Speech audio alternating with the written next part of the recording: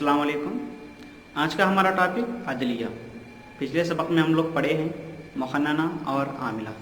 मुक़न्नना कानून बनाती है, आमिला उसको नाफिज करती है, अदलिया इसकी तशरीह करती है। अदलिया का काम इंसाफ दिलाना और क़ानून की तशरीह करना। हम लोग अदलिया हिंदुस्तान में देखेंगे तो सबसे बड़ी और आखिरी कोर्ट मानी जाती है वो है सुप्रीम कोर्ट। सुप्रीम कोर्ट सबसे पहले 1937 में रखा गया, तो उस वक्त इसको फेडरल कोर्ट ऑफ इंडिया कहा गया।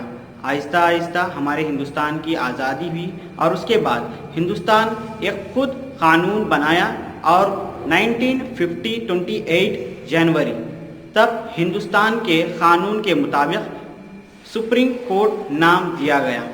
और सुप्रीम कोर्ट का जो भी सतह वाराना तौर पर है वो है, रियासती तौर पर हाई कोर्ट्स रहते हैं और ज़िला तौर पर ज़िला डिस्ट्रिक्ट मजिस्ट्रेट या और कोर्ट्स रहते हैं, यानी कि आखिरी और सबसे बड़ा वाला कोर्ट सुप्रीम कोर्ट कहा जाता है। आज हम लोग देखेंगे कि सुप्रीम कोर्ट के फ़राइज़ क्या होते हैं और सुप्रीम कोर्ट में ओथ लेने का, यानी कि जिस तरह से ओहदेदार उसमें कायम रहते हैं, उनकी तनख्वाह और उनको कौन अपॉइंट करता है, ये सब single integrated judiciary independent of legislative and executive Hindustan के कानून के मुताबिक चलती है। सुप्रीम कोर्ट कानून की तशरीह और शहरियों के बुनियादी हुकूक़ की रक्षा करना इसका काम होता है और इंसाफ दिलाना इसका काम होता है। सुप्रीम कोर्ट जब बनी थी उस वक्त उसके जजेस 8 जजेस और 1 चीफ जस्टिस पर मुश्तमिल था, लेकिन आज 32 जजेस और 1 चीफ जस्टिस ऑफ इंडिया के तहत काम करती है। के जज यानी कि chief justice of India Sharad Arvind Bobde जज बनने के लिए क्वालिफिकेशंस किस तरह के रहना चाहिए। पहला वाला वो हिंदुस्तान का शहरी रहना चाहिए और दूसरा किसी भी रियासत के हाई कोर्ट में 5 साल की मुद्दत में वो काम करके रहना चाहिए, और या तो वो किसी भी हाई कोर्ट में 10 साल की मुद्दत में एडवोकेट की तरह काम करके रहना चाहिए। चौथा वाला वो सदर की नज़र में अच्छा और महा इंसान दिखना चाहिए, यानी कि ज़्यादा नॉलेज और ज़्यादा कानून को जानने वाला रहना चाहिए। अपॉइंट किया जाता है, देखेंगे। सबसे पहले सदर यानी कि प्रेसिडेंट, उसको सेलेक्ट करने का पावर रहता है। दूसरी बात, सुप्रीम कोर्ट के चीफ जस्टिस को अगर लेना है तो वहाँ के सीनियर जजेस का राय लेना ज़रूरी होता है, और जजेस को लेना है तो प्रेसिडेंट और चीफ जस्टिस ऑफ इंडिया दोनों मिलकर जजेस की तकर्रुर करते हैं। सिस्टम भी रहता है इसी में, और कोलिजियम सिस्टम को हम लोग ये भी कह सकते हैं कि ग्रुप ऑफ पीपल्स कह सकते हैं। जुडिशियल अपॉइंटमेंट कमेटी ये 99 अमेंडमेंट के तहत लाया गया। इसमें ये बताया गया कि सबसे पहले जब पिछले वाले हम लोग देखे हैं तो उसमें सुप्रीम कोर्ट का चीफ जस्टिस और 4 मोस्ट सीनियर जजेस को रखा जाता है। इसमें सेम थिंग है, लेकिन यहाँ पर एक लॉ मिनिस्टर आता है और दूसरा है कि एक्स्ट्रा 2 लीडर्स आते हैं। एक तो जो leader house of leader parliament का रहता है, जैसा कि पीएम रहता है, और उसके बाद जो अपोजिशन पार्टी का लीडर रहता है वो भी जो जजेस को नॉमिनेट करने के लिए या अपॉइंट करने के लिए उन दोनों का भी दखल अंदाज होता है।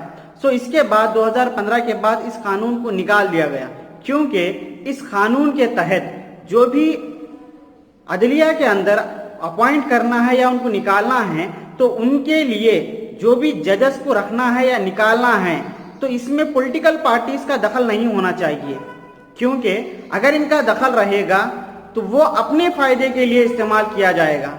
अगर वो एक जज को नॉमिनेट यानी कि अपॉइंट करते हैं तो उस जज को अपने ही वालों को जज को वहां पे रखेंगे, और अपने वालों रखेंगे तो उससे किसका फायदा होगा? पॉलिटिकल पार्टीज का, और जो पैसे वाले रहेंगे उसका फायदा रहेगा। तो यहाँ पर इंसाफ दिलाने के लिए कोई भी उम्मीद आम जनता में नहीं रहेगी, तो इसीलिए NJAC को निकाल दिया गया है। चीफ जस्टिस ऑफ इंडिया को कौन ओथ देता है? सबसे पहली बात यह है कि जो हिंदुस्तान का सबसे पहला सिटीजन यानी कि पहला शहरी जो रहता है वही supreme court of chief justice के ओथ दिलाता है। मतलब कि हमारे प्रेसिडेंट, अगर प्रेसिडेंट नहीं रहेंगे तो उसके बदले में कोई भी और दूसरे, यानी चाहे तो वो वाइस प्रेसिडेंट भी दे सकते हैं या जो प्रेसिडेंट नॉमिनेट करता है, यानी कि प्रेसिडेंट जो सिलेक्ट करके भेजता है, वो शख्स उस इंसान को यानी कि supreme court of chief justice को वो ओथ दिला सकता है। जस्टिस रहते हैं, उनका टर्म यानी कि उनकी उम्र कितनी होती है जो उनका रिटायरमेंट हो सकता है।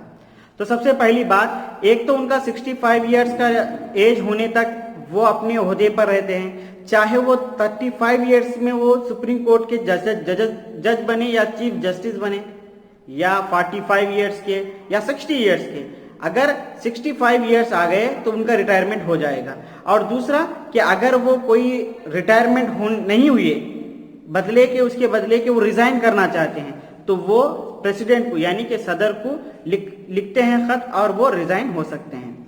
दूसरी बात, अगरचे इनमें सदर अगर इनको हटाना चाहते हैं, उनके ऊपर कोई इल्जामात आए, यानी कि supreme court of chief justice पे अगर कोई इल्जामात आए, तो उस इल्जाम को प्रूव करने के लिए प्रेसिडेंट पार्लियामेंट में दोनों ऐवानों के दरमियान रखता है बिल।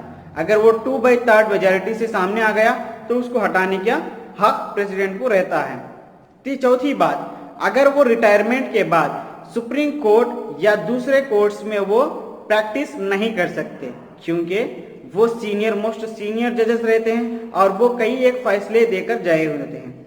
अगर सुप्रीम कोर्ट उन्हीं से काम लेना है तो सबसे पहले वो जो फैसले दिए हैं, जो वो जजमेंट दिए हैं, उसका एक रिकॉर्ड बना के रखते हैं। तो वो पिछले यानी कि जो भी केसेस रहते हैं, उस केसेस को किस तरह से वो जजमेंट दिए हैं, उस जजमेंट के लिए उस रिकॉर्ड को उठा कर देख सकते हैं। तो ये हो गया हमारे सुप्रीम कोर्ट के जजेस को किस तरह से रिटायरमेंट दिया जाता है और उनकी कितनी एज तक रखा जाता है।